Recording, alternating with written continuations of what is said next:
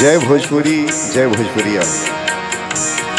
सबके हु कहेला, अरे सबके हु कहेला, उमरिए के दोष बा। सूरदाजी कहलन के नजरिए के दोष बा। ए जी सूरदाजी कहलन के नजरिए के दोष बा। अखिए से लौके अनहरिया अजरिया, अखिए बतावेले गोरह की करिया, अखिए बतावेले गोर और करिया। केहू कहे पुतरी, केहू कहे पतरी, कमरिए के दोष बा। सूरदाजी कहलन की नजरिए के दोष बा। अखिए से होला मन केहू पर दीवाना, अखिए लगा देले केहू पर निशाना, अखिए लगा देले केहू पर निशाना। केहू कहे धानी रंग चुनरिए के दोष बा।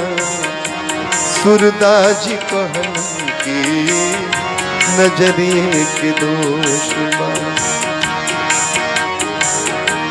अखिए से लौके ले गदरल जवानी, अखिए से लौके ले चाल मस्तानी, अखिए से लौके ले चाल मस्तानी। केहू केहू कहे सब उमरिए के दोष बा। सूरदाजी कहलन की नजरिए के। और आखिर में भरत शर्मा भैया का लिखले बनी, अखिए भरत के प्रीतिया सिखावे, अखिए सुरतिया के जाल में फंसावे, अखिए सुरतिया के जाल में फंसावे। साच माना आखी के, साच माना आखी के, पुतरिए के दोष बा। सूरदाजी कहलन की नजरिए के दोष बा। सूरदाजी कहलन की नजरिए के दोष बा। केहू कहे सब कहे उमरिए के दोष बा।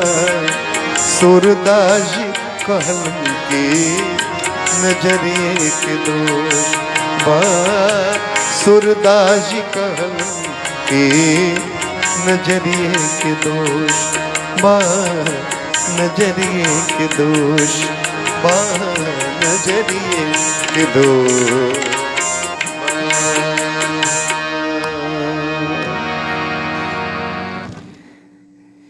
भरत भैया के गा के खूब प्रसिद्ध केले बनी। जहाँ जहाँ हमार भोजपुरी समाज बाटे वहाँ वहाँ ये गीत पहुँचल बा।